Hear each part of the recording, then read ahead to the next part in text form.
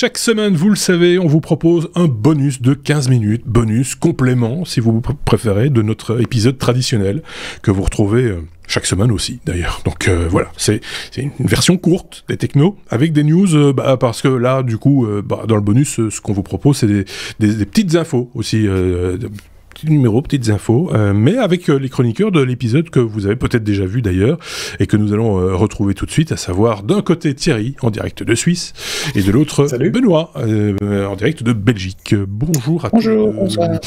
La forme est toujours là. Il n'y a pas de raison qu'elle nous ait quittés. Oui. Hein. Soyons très clairs. Vous aviez encore sous le coude quelques news dont vous aviez envie de nous parler. On va épuiser le sujet une fois de plus, parce qu'on avait dit peut-être qu'on en parlera encore. Bon, autant le faire, hein, Thierry. Parlons Twitter. Oui, voilà.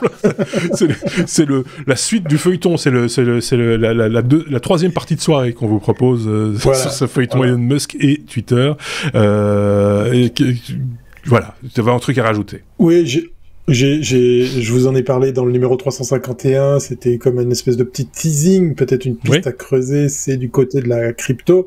Alors, je voulais profiter du bonus pour venir un petit peu plus sur cet aspect-là, puisqu'effectivement, à l'annonce du rachat de Twitter, le Dogecoin a bondi à plus de 27%. Donc, rassurez-vous, il est redescendu après, hein, mais pendant quelques heures, effectivement, la monnaie chérie d'Elon Musk a crépité sur les marchés de la crypto. Dogecoin qu'on connaît un petit peu parce que Elon Musk a toujours avoué ouvertement son amour pour cette crypto. C'est aussi une crypto qui est un petit peu utilisée sur Twitter comme une espèce de pourboire quand vous faites des chouettes articles, des bons contenus, des choses comme ça. En tout cas, c'est un des modes de paiement qui est utilisé. À l'heure où on enregistre, c'est un petit peu rebaissé, mais voilà, en gros, il a pris presque 25%, 24,3% la dernière fois. Les actions de Twitter aussi, elles ont été en hausse. Ça, c'est pour faire mon intéressant comme si je m'y connaissais en bourse, mais en même temps, digne représentant de la Suisse, je ne pouvais pas parler d'argent, donc voilà.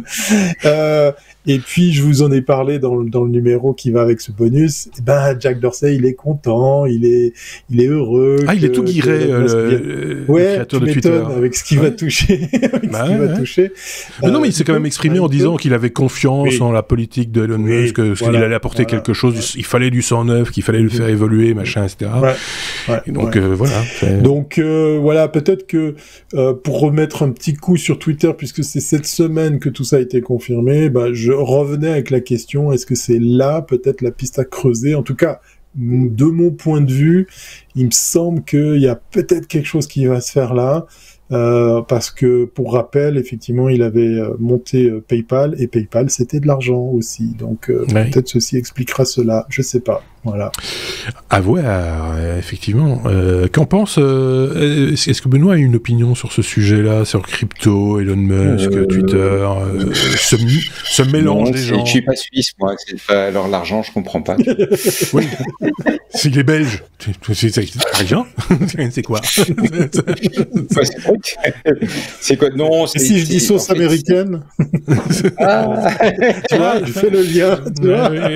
Non, mais en fait, tu vois, on est quelque part dans une vraie. Enfin, il y a même pas de logique, quoi. Je peux comprendre que le cours des actions de Twitter monte, mais en même temps, si Elon Musk a fixé un prix de rachat et qu'il rachète à ce prix-là, voilà, c'est le prix, quoi. Il n'y a pas de Enfin, voilà, on est dans des espèces de réactions émotionnelles, j'ai l'impression. Si l'un de vous a quelques talents de dessinateur et a envie de faire une bande dessinée, les technos par exemple, c'est avec Benoît que vous utiliserez les onomatopées les plus drôles. Je me réjouis déjà de voir le dessin. La couverture va être magnifique. Ouais, c'est pas mal comme idée. Montre-moi tu le cherches. C'est une chouette idée, tiens. Voilà. Mais bien que belge, je ne connais pas de dessinateur de bande dessinée. Je connais un caricaturiste, mais pas de dessinateur de bande dessinée. Ceci dit, Frédéric Débus, si tu m'écoutes. Tiens, qui va nous parler de Meta? Merci, moi. reste dans les réseaux sociaux. Bah oui, on reste parce que ça m'a beaucoup amusé. Meta ouvre un magasin.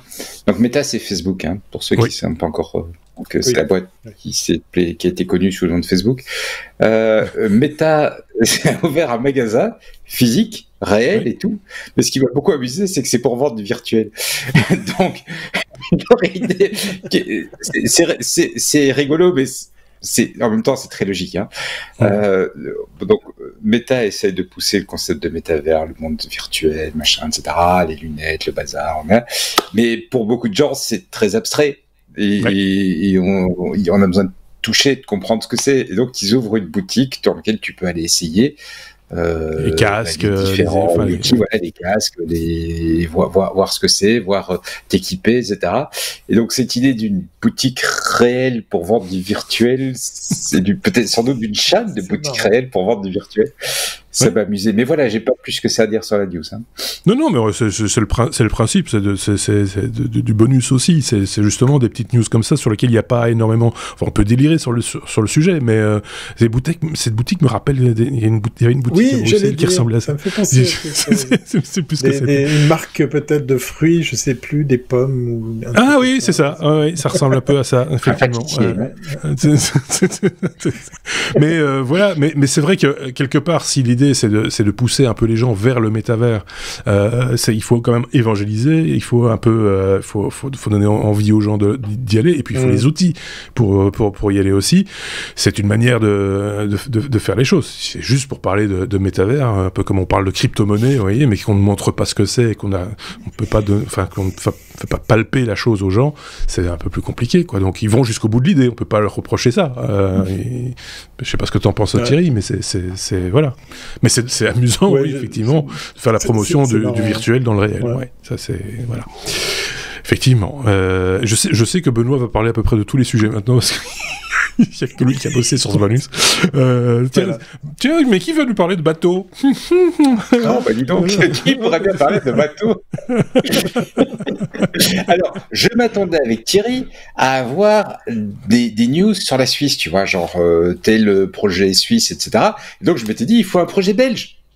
Pour contrer le truc. On échange. Tu fais bien. Thierry nous a parlé de produits suisses cette fois-ci. Et donc j'ai mon produit belge, mais on n'a pas eu la réponse au produit suisse. Mais vous me pardonnerez, je vais clairement en parler. C'est un joli projet.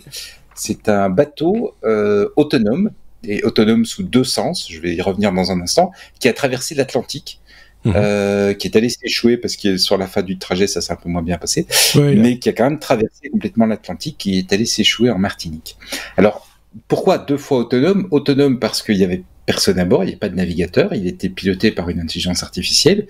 Première autonomie. Et deuxième autonomie, il n'avait pas de carburant, il était alimenté par des panneaux solaires et des batteries, qui étaient des panneaux solaires rechargés.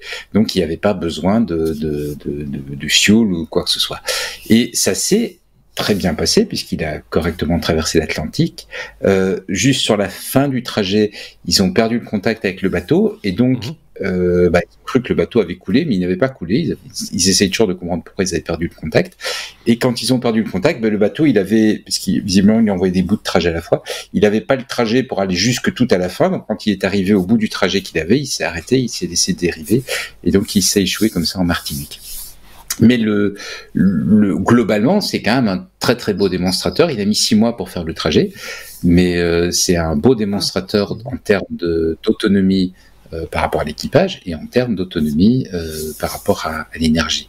Et ils veulent maintenant utiliser cette expérience pour vendre en fait un boîtier de commande de bateau, parce que c'est vrai que il y aura sans doute des progrès en termes de vitesse et tout, mais c'est vrai que le transport maritime, c'est un transport qui peut être assez économique, c'est un transport qui est lent, mais c'est un transport qui peut être assez économique, parce que c'est comme ça d'ailleurs qu'on envoie la plupart des produits, parce que ça coûte beaucoup moins cher de les mettre sur des bateaux que de les mettre dans des avions.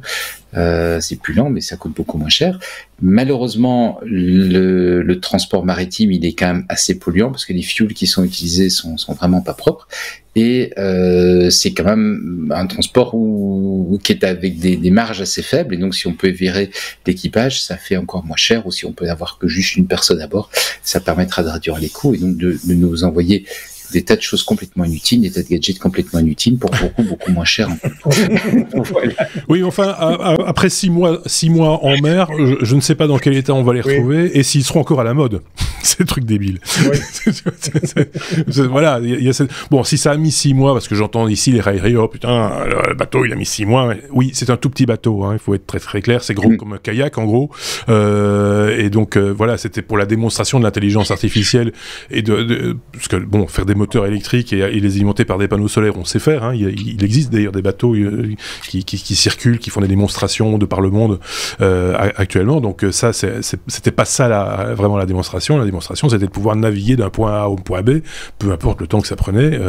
Et je serais tenté de dire qu'arriver dans cet état-là après 6 mois en mer, c'est quand même pas mal aussi. Je veux dire, ça veut dire que il est passé à travers quand même quelques péripéties durant son voyage et passé au travers quand même. Non, il n'a pas coulé. Donc c'est déjà ça. Donc voilà, moi je trouve ça plutôt... je trouvais l'idée intéressante et il faut la faire évoluer évidemment.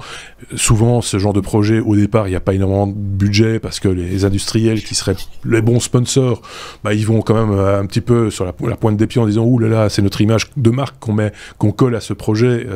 Si ce bateau coule, on aurait l'air de quoi, etc. » Donc on va mettre un tout petit logo sur la coque. Donc on va donner un tout petit peu d'argent. Et puis à partir du moment où ça prend de l'ampleur hein, et que ça commence à être médiatisé, du coup, oui, allons-y gaiement. Et là, on est prêt à mettre des gros placards dessus en disant c'est nous qu'on l'a fait. C'est un peu ça l'idée, hein, du sponsoring de manière générale. Bonne idée, moi je trouve, évidemment, sur le lac Léman. Oui, on n'a pas de mer, hein, je vous le rappelle. Oui, c'est ça. Ceci dit, vous êtes très bons navigateurs, les Suisses, malgré que vous n'ayez pas de mer. Ouais. Donc voilà. Donc bon. Allez, dernier sujet, vite fait, bien fait. Pour terminer ce bonus en 3 minutes, je pense qu'on peut le faire. On va parler de rendu simultané. De quoi s'agit-il, Benoît ? En fait, c'est pour l'annonce de React 18. Alors, c'est les technos, un petit peu plus techno une fois, et un petit peu plus dur. React, c'est une librairie JavaScript, c'est une des grosses librairies JavaScript qu'on utilise pour construire des sites et surtout des applications web.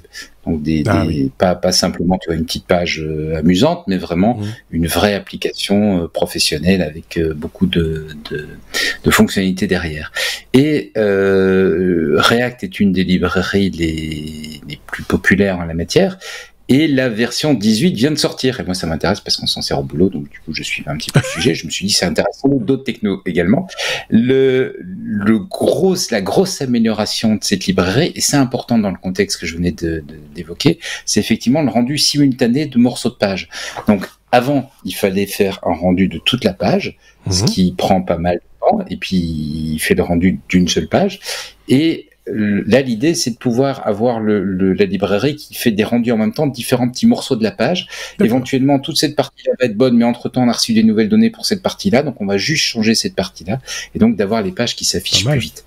Pourquoi c'est important ? Parce que quand on remplace des applications classiques, j'aurais envie de dire, donc tu vois, les applications compilées pour Windows, pour macOS, pour Linux, par des applications web, le premier commentaire qu'on a des utilisateurs, c'est un peu lent. Et quand on est, ce qui est le cas dans ma boîte, dans des secteurs où les gens ont beaucoup de choses à gérer, sont assez sous pression, ils aiment bien avoir des applications rapides. Et donc, tout ce qui peut aider à rendre des applications web plus rapides, c'est bien et c'est une bonne chose. C'est clairement un outil pour développeurs, hein, c'est pas un outil pour monsieur tout le monde, mais ça veut dire, si vous avez des applications web et que vos développeurs utilisent React, il faut les pousser à passer sur la dernière version. Il faut les pousser à mettre en œuvre ce rendu simultané parce que c'est une option, il n'est pas activé par défaut, tu vois, ils prennent pas de risque, ils veulent pas casser ce qui fonctionne. Il faut les pousser à faire ça parce que ça va vous donner des applications plus rapides, plus efficaces, plus sympas. Quand on parle de gens qui ont besoin de ces applications et que ce soit réactif parce qu'ils sont un peu sous pression, on le dit sans rentrer dans le détail, c'est dans le domaine de l'aéronautique par exemple, où effectivement on a 36 000 choses à faire et à contrôler, et que rester devant une application qui met un tout petit peu de temps à réagir, ça peut casser un tout petit peu les nerfs. Parachute. Merci. Veuillez patienter. Oui, veuillez patienter. C'est quoi la marche à suivre quand le réacteur ne tourne plus? Merci Benoît pour ces informations. Merci également Thierry pour cette information. Du coup, hein, j'enfonce le coup. Merci à vous de nous avoir suivis une fois de plus avec ce bonus. On va se retrouver bien vite pour un nouvel épisode et d'autres chroniqueurs évidemment, et pour un autre bonus, et puis un autre épisode, puis un autre bonus. Tout ça pour arriver pile poil à 15 minutes. Voilà qui est fait. Merci à tous les deux. À très bientôt. Au revoir.